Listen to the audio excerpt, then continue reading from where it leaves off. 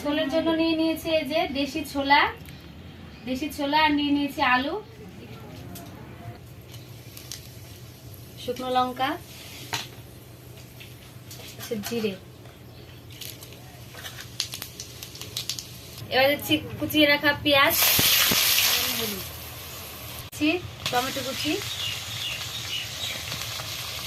দিয়েছি রসুন বাটা, আদা বাটা, জিরে বাটা সব একসাথে দিয়ে দিলাম। দিয়েছি স্বাদ মতো লবণ, পরিমাণ মতো হলুদ গুঁড়ো, লঙ্কা গুঁড়ো,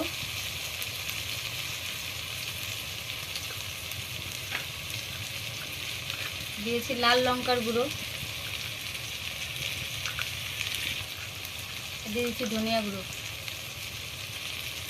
জল দিয়ে ভালো করে কষিয়ে নেব।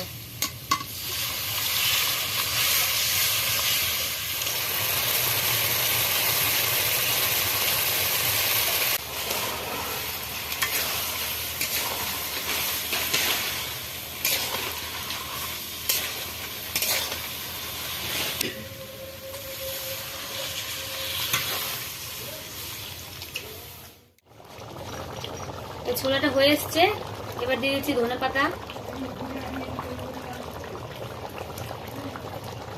গরম মশলা।